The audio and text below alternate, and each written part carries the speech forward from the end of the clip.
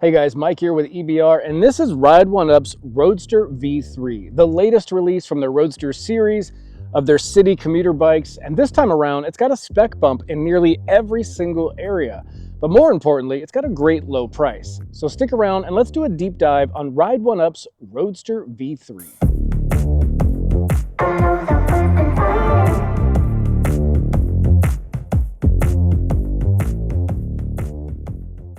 Now, the Roadster V3 is a Class 3 commuter or city-style e-bike, meaning it can get to up to 28 miles an hour on pedal assist, and it's got a starting MSRP, or the MSRP, is $1,295.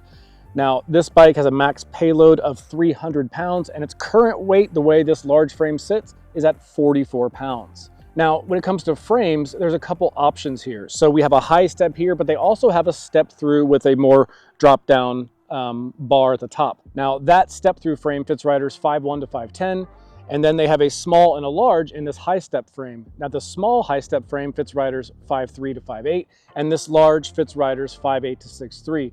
I'm 5'11", and it fit me just fine with room to go in either direction. Now when it comes to colors, we have the mint green here, but they also have a black onyx, or an onyx black, which is a matte black that looks really nice as well. And when it comes to some geometry numbers on this bike itself, this is a large frame. It's got a step over height of 33.1 inches. It's got a minimum seat post height of 34.5 up to 39.5. Wheelbase is around 43 inches, and the reach up here is about 17 inches. Now, the tires on this bike are 700C by 45, and these are Schwalbe G1 RS. So we're kind of in gravel territory here with tires. We've got a 45 tire with a nice Schwalbe gum wall. And one cool thing about these tires is they are tubeless compatible, and then even better, the wheels are tubeless compatible as well, or tubeless ready, however you want to word it. But essentially, you can make this bike the way it ships, tubeless, which is super cool, especially where I live, where we get a lot of goat heads and a lot of flats. So definitely happy to see that.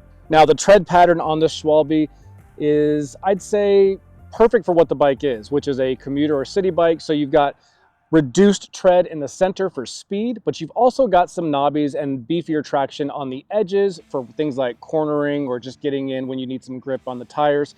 So you've got a nice tire tread profile on here as well. Now, the valves on this are Schrader valves, and you have 13 gauge spokes on the wheel, and the wheel itself is black aluminum alloy. Now, there's no recommended PSI for these tires listed. I've been running them around high 40s, and they feel really good on city streets and the light little trails I have hit on the bike so far. When it comes to fenders, both front and rear fenders come standard on the bike, and they are a black painted alloy, and they're a nice low profile. And because they are kind of secured at the rear axle here and up top, I haven't felt a lot of rattling or shaking from them. They've done a good job of protecting me from puddles and splashes without making a lot of noise. And so all in all, nice job on the fenders here.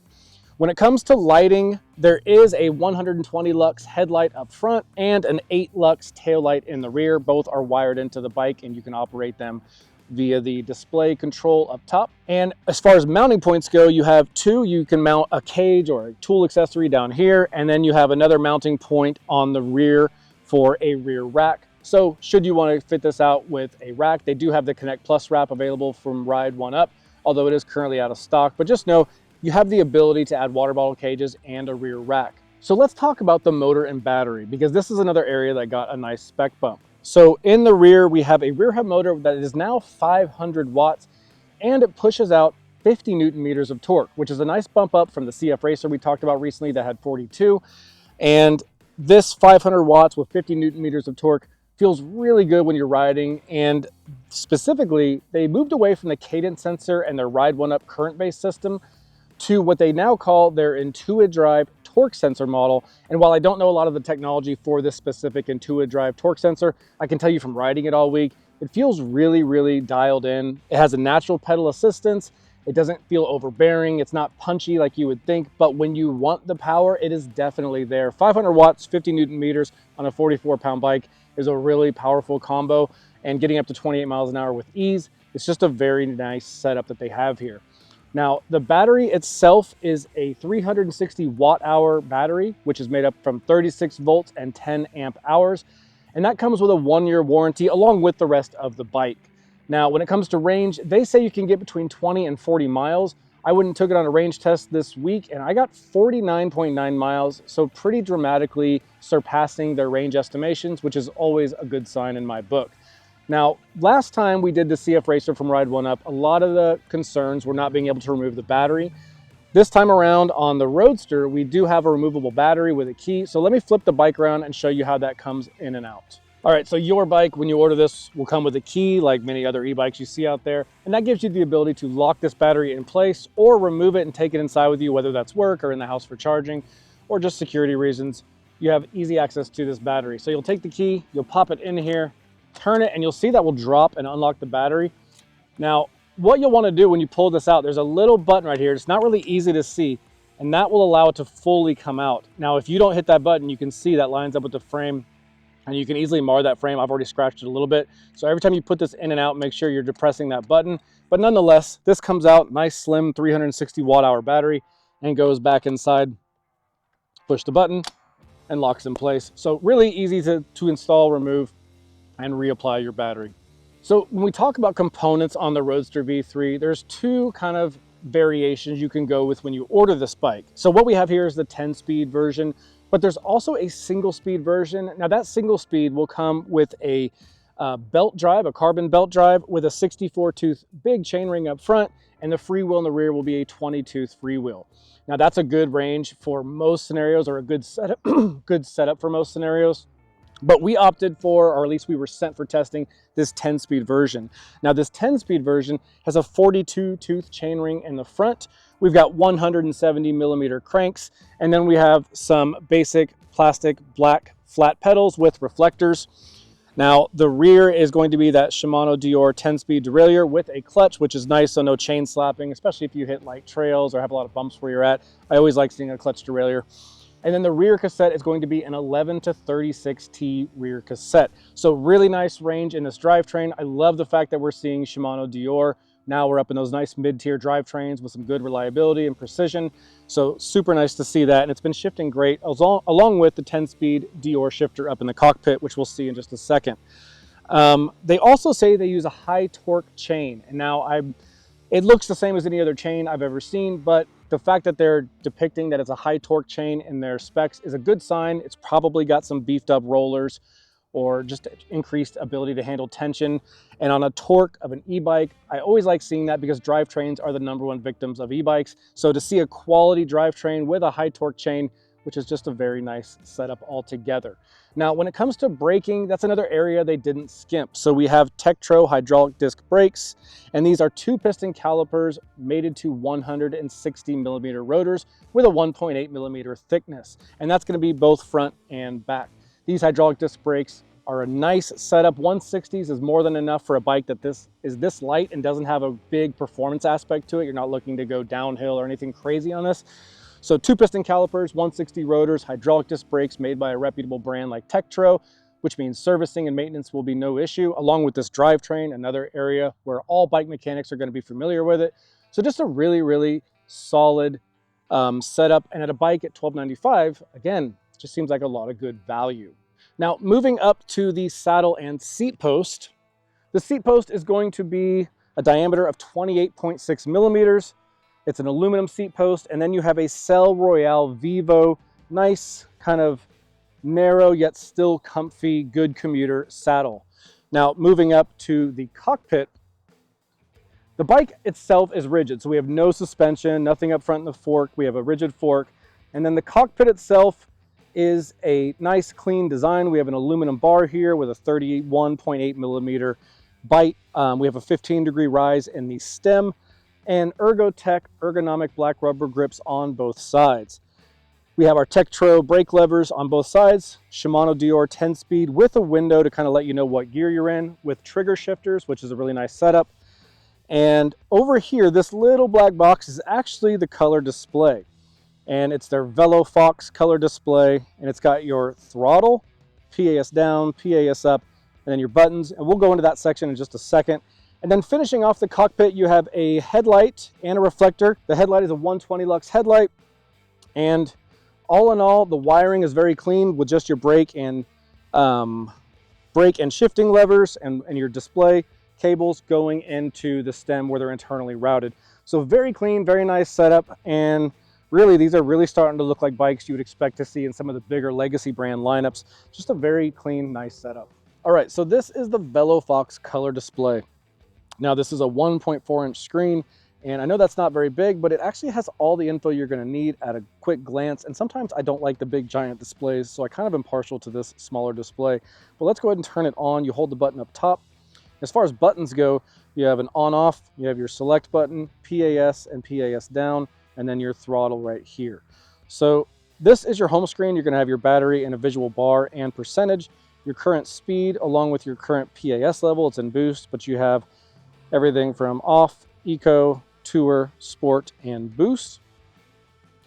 Down below, it just kind of tells you what you're in, and then you have your trip meter on the bike.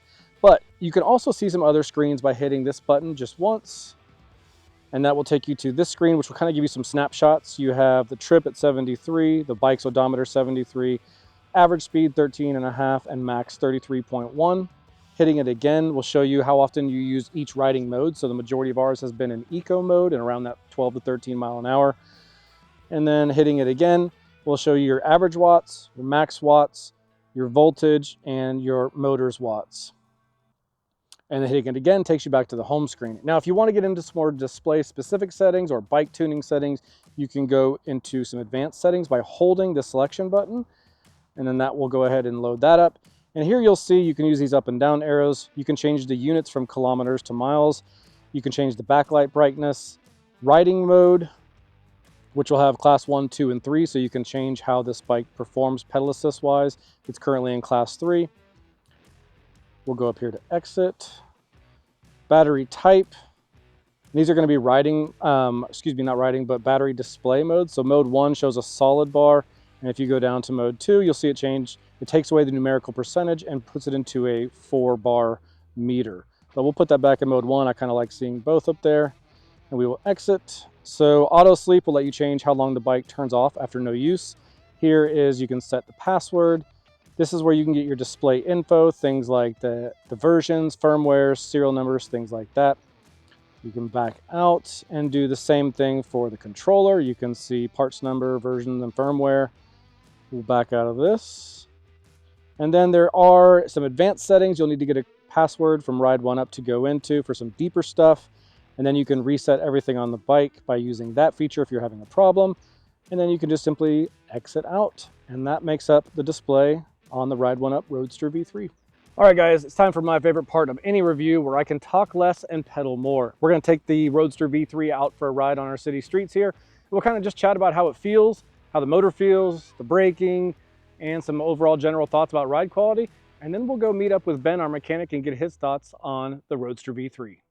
All right, we are out here on the Ride1Up Roadster V3, and this is one of those bikes I was pretty pumped to see get sent. Ride1Up always does a really bang-up job with their bikes. And this Roadster V3, when you get on it, the first thing you notice is the riding position or the geometry of it, which is pretty typical of what you'd feel like when you're riding almost like a mountain bike. You have this flat bar design here. It's got a slight rise to it. But at 5'11", I've got the seat high enough for leg extension, and then I kind of lean into these handlebars. So kind of a slightly bent over position, but not so much that it's super aggressive. It's just not a fully upright, like say a Dutch Cruiser or a City Cruiser style. As far as comfort goes, there's a couple things going on. So it is a rigid frame. I've got no suspension front or back, rigid aluminum fork, but I do have these black ergonomic platform grips, which are super comfortable, especially when you're kind of leaning into the bike like this in this position. And then the Cell Royale Vivo seat also does a really good job of helping with comfort. And then kind of as a complimentary afterthought is the Schwalbe G1 RS tires. These 700 by 45C tires not only roll well, they've got a higher thread count than we typically see at this price point. So if you air down just a hair, these tires do a really good job of soaking up most of your bumps. Now, the motor on this is a really cool thing. So this one is a 500 watt motor, rear hub, but it's, I don't want to use the term silent, but I can't hear it, and that's always a really good sign. I love when these motors get this quiet that I don't hear them at all. And it's really complemented by their new Intui-Drive or IntelliDrive torque sensor.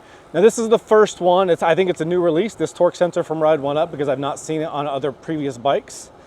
And if I have, maybe I've missed it, but I think this is new for them, and it's really, really good. I think they did a bang-up job on this torque sensor. You don't feel a thrust of power, but it's there in your pedaling. Your pedaling takes less effort. You don't hear a motor, you don't feel surges in power. It feels very similar. I mean, it just feels similar to a mid-drive. It feels really good, and that's a sign of a very solid torque sensor, in my opinion. It just feels like I'm stronger. It feels like I'm in better shape than I actually am. And again, that just lends itself to a good torque sensor and good programming within it. Now, the brakes on this are the Tektro hydraulic disc brakes, and they are 2-piston calipers mated to 160mm rotors. And that's a pretty standard setup, I'd say, for a bike like this, where you've got something there where you want good stopping power, but it's not super heavy. It's kind of a lighter, faster bike. These 160s and 2-piston calipers are a good combo. But let's do kind of a quick and dirty brake test. Let me get up to 20 miles an hour. And I'll just hit the brakes. And there we are. A little bit of lockup at the end. Nice modulation inside, and no fishtailing. And most importantly, a quick and controlled stop. So no complaints there. This is really a solid choice for people who want to get around town bike, get across campus bike. Heck, just kind of a casual activity bike for the weekend. This can fill a lot of gaps in your life depending on what your needs are for a bike. And if you're not looking for anything crazy performance oriented like a hardcore MTB or a big fat tire bike or something crazy, this should definitely be on your short list as something to consider. It's got really nice power, really sleek form factor, comfortable to ride in most scenarios, and a super, a really solid value price point. This is a lot of bike for the money, and it rides really nice. This is one of those bikes people at the office when it came in were like, oh, this is a cool one. I'd keep around town and I'd use every day. So anytime people who work around bikes all day long see one come in and they're pleased with it, it's a good nod to the company. So let's go talk to Ben, get his thoughts on it, our in-house mechanic, and then I will wrap this up. All right, guys, it's that time where we get with Ben and we get his opinions on the Roadster V3, the goods and the things that he would improve. Ben, I am going to get out of your way, but I just want to say thank you to Feedback Sports for providing us with their HD Pro rack. It's lightweight, aluminum, but it's also super durable when we put even big, heavy bikes in there. So, Ben, with that, I'm going to get out of your way and tell me your thoughts on the Roadster V3. All right, thanks, Mike. I had to make 2 lists of likes because there's so much to like about this bike. We'll just move front to back as usual. First and foremost, building this bike out of the box, super easy, really fast. If you order this direct and you build it in your garage, I bet you'll be on this thing in 30 minutes with a lot of confidence. It comes out of the box really well adjusted. I love that. The cable management, very minimal. It's super smooth, not a lot of congestion in the lines and wires up front. It just looks great. And as a mechanic, it just makes it more simple as well. Always a fan of a through axle, just makes the front end stiffer on a bike like this. If you really want to get out there and attack the climbs out of the saddle, the front end just feels stiff. As a mechanic and a rider, I really like the throttle on the display. It minimizes the wires up front. Everything's just right in one spot. That's a big plus for me. Let's see. The frame brake in the back, I'm a big fan of, because what this means to you, if you want to upgrade or change to a belt drive, this frame's totally ready for it. Belt drives have their advantages, so do chains and other drivetrains. This is just one thing that I like. The really robust, beefy dropouts in the back, what this means to you is that they're replaceable. And secondly, if you do upgrade to a belt, with these dropouts there are screws to adjust the tension of the belt. Makes it perfect. Super easy to work on this bike at home. Another thing that I really like, it's common for some e-bikes to come with spokes and spoke nipples that are really oversized. These use a regular gauge spoke and spoke nipple. Very easy to find, common spoke nipple tool to use to true the wheels if necessary. Again, this thing came out of the box. The spokes were tensioned very well. No need to worry about it, but in the future, if you do need to, good to go. Last thing I'll highlight as far as I like are these tires. These things are awesome. They're a big enough volume that because the tires and the rims are tubeless ready, you'll be able to have sealant in there, and if you get a flat tire, there is enough tire volume for the sealant to actually seal the hole. That's a big deal. So those are my likes. Awesome, man. And what kind of things would you improve on the Roadster V3? That's a great question. What I think they could work on, and I saw this on their CF Racer, is it would be really nice to have a motor cutoff in the wire back here. As a mechanic, what that means is if I have to remove the wheel to change a flat tire, if I need to change the cassette, if I need to change the rear brake rotor, or even remove the wheel to put new brake shoes in, it's really fickle. It becomes more of a task than it is something that's easy. So I really hope that at some point they'll figure out a motor cutoff where it goes into the frame and then right to the motor. That would be one thing. Secondly, because it is a tubeless tire and rim setup, why not go Presta? Okay, Schrader valves are okay. You can get tubeless ready Schrader valves. However, Presta is the way that everyone else does it. So I thought that with a tubeless tire, a tubeless rim, let's go with a more commonly used tubeless ready Presta valve. Two other things that I would like to highlight on are the pedals. They're great pedals, but they just have grip tape on them.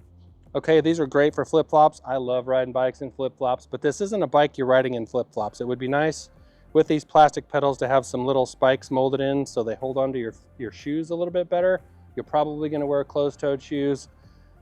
It would just be a nice thing to get. And the last thing that I'll highlight, and I typically do on these types of bikes, is I wish that the bottom bracket spindle was an oversized ISIS or Shimano style rather than the really old technology of a square taper spindle. Other than that, this bike is ready to go. Awesome, man. Thanks very much. All right, thanks, Mike. All right, guys, so let's wrap this up with Ride1Up's Roadster V3. So it's their latest, or version 3 of the Roadster series that's been going for quite a few years with Ride1Up. And if you look online at Reddit and other places, this is a bike people are already asking, trying to find out when the new one's going to come out, because the version 2 is sold out, obviously discontinued since we have the version 3. And all in all, my thoughts are they just did a bang-up job. Ride1Up consistently punches above its weight class when you look at everything you get for the price, and then you compare that against the landscape of e-bikes right now.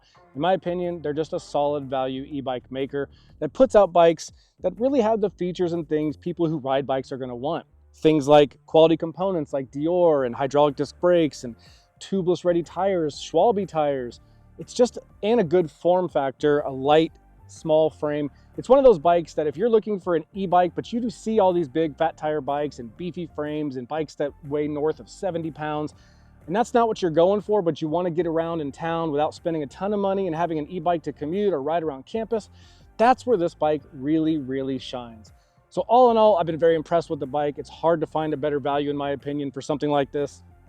Hope you guys have enjoyed this review. If you haven't done so already, consider liking and subscribing to our channel. And until the next time, I'll see you guys out on the trail.